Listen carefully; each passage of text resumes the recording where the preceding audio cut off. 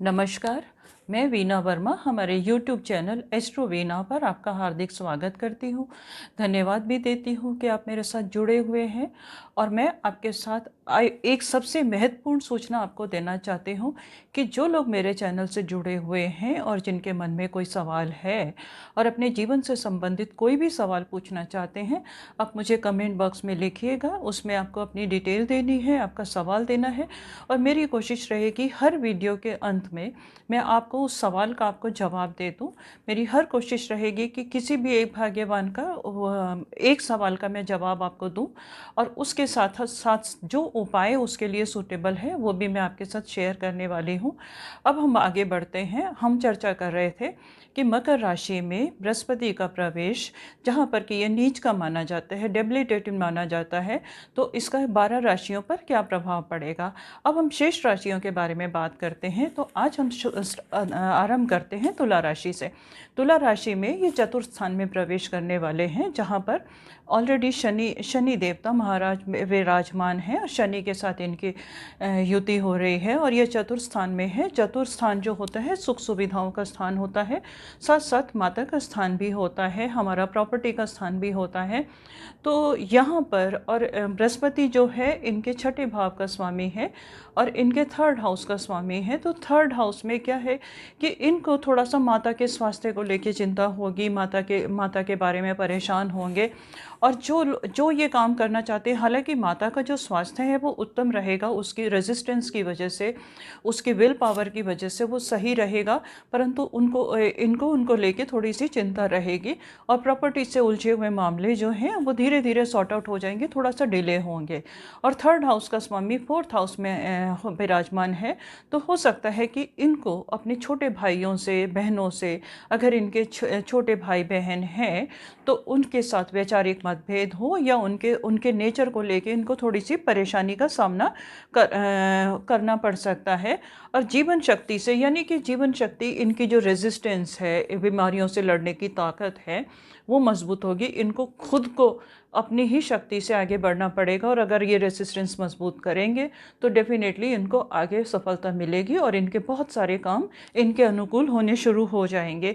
और समाज में अब बृहस्पति जो है अपने उच्च भाव को देख रहे हैं, 10th हाउस को देख रहे हैं, जो कि चंद्रमा का घर है और इनका उच्च भाव होता है। तो समाज में इनके कार्यों की प्रशंसा होगी, इनको कार्यों से लाभ मिलेगा और जो इनके जो सीनियर लोग हैं वो इनकी कार्यों की प्रशंसा करेंगे और इनको उन्नति के मौके मिलेंगे।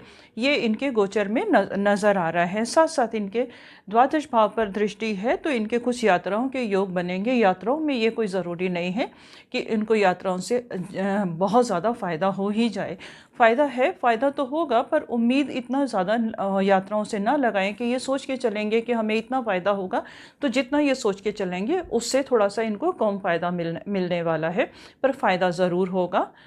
इसके साथ ही और इनको मैं आपको एक सलाह देती हूँ, क्या है कि इनकी रेजिस्टेंस मजबूत होगी, थोड़ी सी चिंता रहेगी, स्वास्थ्य की चिंता रहेगी और इनको अनुकूल परिणाम चाहिए, बीमारियों से लड़ने की ताकत इनको रहेगी। विरोधी जो है इनके खिलाफ षड्यंत्र करेंगे, परंतु विरोधियों के जो इरादे हैं वो इनकी मजबूती से, इनकी विल पावर से, दूरदर्शिता से समाप्त हो जाएंगे। और अगर ये पॉजिटिव रिजल्ट्स चाहते हैं तो इनको छोटा सा एक काम करना चाहिए। जब तक गुरु का गोचर इस राशि में है, ये धर्म स्थान में कुछ ना कुछ चीज़ें दान कर देंगे या शनिवार के दिन धर्म स्थान में गरीबों को भोजन खिलाएंगे तो इनको अपने अनुकूल परिणाम मिलने शुरू हो जाएंगे। अब हम बात करते हैं वृश्चिक राशि के ऊपर। वृश्चिक राशि में शनि जो है इनके थर्ड हाउस में पहले से विराजमान है और बृहस्पति भी यहाँ आ रहे हैं, थर्ड हाउस में इनके आ रहे हैं। केतु इनके लगन में विराजमान है और राहु जो है इनके सप्तम स्थान में विराजमान है। अब वृश्चिक जो है मंगल की राशि है। मंगल की राशि के अंदर क्या होता है कि इनका एनर्जी लेवल जो है ना बहुत ज़्यादा हाई होता है इनके अंदर। मतलब अब ठीक है, मेष राशि के अकॉर्डिंग इनके अंदर पेशेंस थोड़ी सी ज़्यादा होती है, परंतु छोटी छोटी बातों में ये इरिटेट हो जाते हैं। अब जब केतु वहाँ पे विराजमान है तो हो सकता है इनको थोड़ी सी परेशानी हो, एंग्जाइटी हो, कोई भी चीज़ डिले हो रही हो तो इनको परेशानी ऐसी हो सकती है, महसूस कर सकते हैं।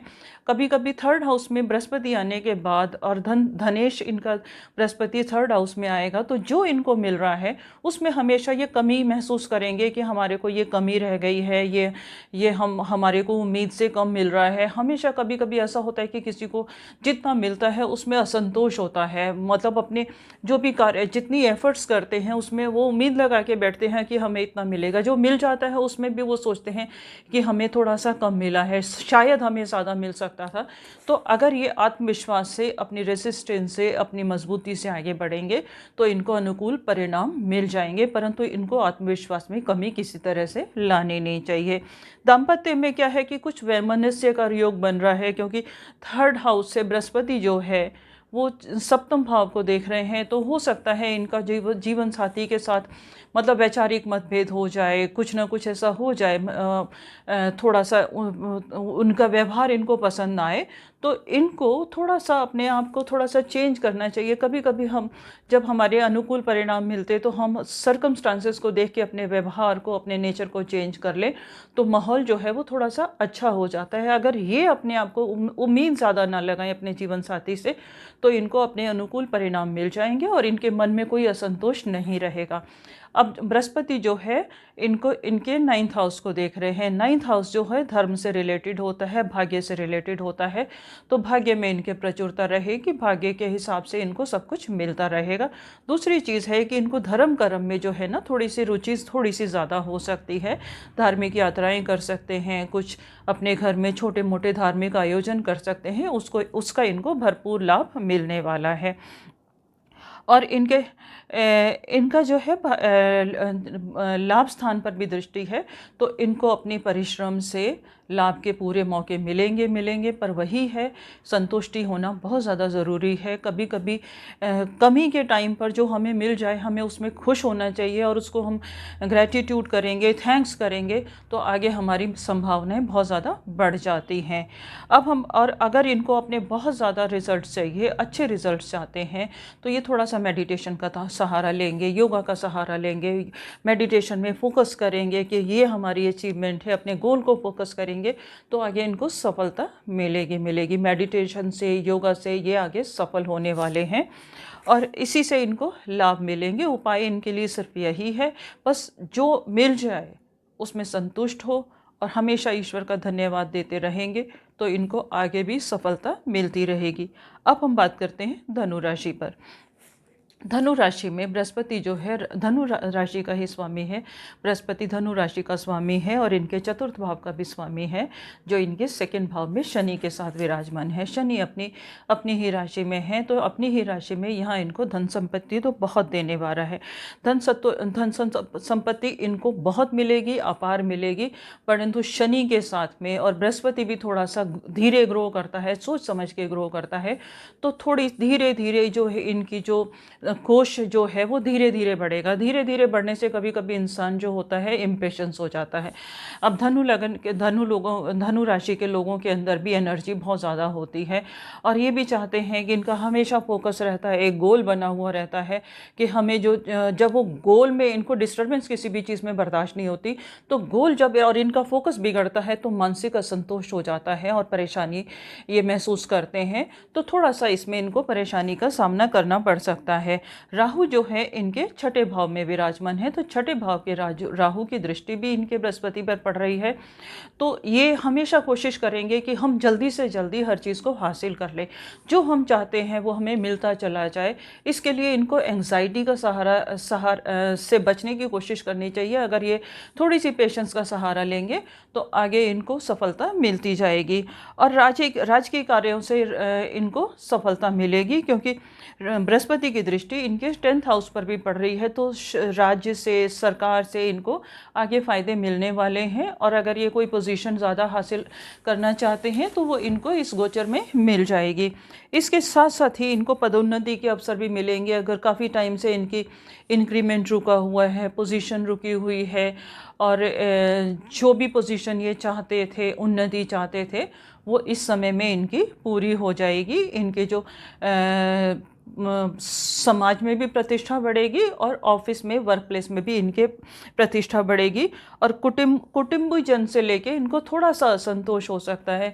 क्या है कि अब कुटुंब भाव में आया हुआ है, कुटुंब के लिए ये करेंगे और वापस में अगर इनको रिवार्ड नहीं मिलता और उसके अकॉर्डिंग लोग नहीं चलते तो ये परेशान हो जाते हैं। तो अपने मन से लोगों से उम्मीद लेने की जो इनकी प्रवृत्ति है उसको बंद कर दें। ज़्यादा डोमिनेट करने की कोशिश ना करें। ये ना सोचें हर इंसान अपनी मर्ज़ी का मालिक होता है। हम जानते हैं आप बहुत इंटेलिजेंट है, आपका जो राशि का स्वामी है देवगुरु बृहस्पति है, पर कभी कभी शैतान बच्चे भी तो होते हैं। ज़रूरी नहीं है कि जो मतलब हम जो चीज़ किसी को समझाना चाहें, कन्विंस करना चाहें तो वो मान ही जाए। आप अपनी बात कह दीजिए, अगर वो नहीं मानता वो उसकी मर्ज़ी है, और अगर मान जाता है तो उसका गुड लक है। इस चीज़ के साथ अगर आप आगे बढ़ेंगे तो आपको मन में कोई टेंशन नहीं रहेगी और आप दूसरों की परेशानियों की सज़ा अपने आप को नहीं देंगे। कभी कभी जब सामने वाला हमारे अकॉर्डिंग व्यवहार नहीं करता तो हम परेशान हो जाते हैं, और वो जो होता है वो बेसिकली है क्या कि हम दूसरों की बातों की जो पनिशमेंट है वो अपने आप को देते रहते हैं, अपने आप को महसूस करते रहते हैं कि ये हमारे साथ क्यों नहीं करता, ये हमारी बात क्यों नहीं मानता। तो इस चीज़ से ये बिल्कुल मुक्त हो जाए। दूसरा जो है अपनी मर्ज़ी का मालिक है, अगर उसको महसूस होगा और आपकी बातों में दम होगा तो वो डेफिनेटली आपकी बातें मानेगा। आपकी बातें और आपकी जो समाज में प्रतिष्ठा बढ़े और सब कुछ आपके अनुकूल रहे, तो आपके लिए एक बहुत छोटा सा उपाय है, बहुत सिंपल सा उपाय है। मेरे उपाय इतने सिंपल होते हैं कि इंसान कर ले। मैं बहुत लंबी पूजा पाठ आपको नहीं बताती हूँ, और ऐसी पूजा बताती हूँ कि हमें उसको उसको करते हुए खुशी मिलती है। तो क्या है कि आप कुटुंबी जनों से, मतलब अपने घर में, जैसे आपके परिवार में है, आपकी धर्मपत्नी है, आपके बच्चे हैं, अगर वो इनकम उनकी अपनी है तो ठीक है, अदरवाइज आप उनका कुछ कुछ शेयर मिला के कभी कभी धर्म स्थान में या गरीबों को भोजन कराते रहेंगे तो आपका और आपके परिवार का कल्याण होगा। इसके साथ ही मैं आपसे विदा लेती हूँ और आपसे लास्ट में यही रिक्वेस्ट करती हूँ कि अगर अभी तक आपने मेरा चैनल सब्सक्राइब नहीं किया तो इसे सब्सक्राइब कीजिए, लाइक कीजिए, लोगों के साथ शेयर कीजिए, जिससे मैं ज़्यादा से ज़्यादा लोगों के साथ जानकारी बांट सकूं।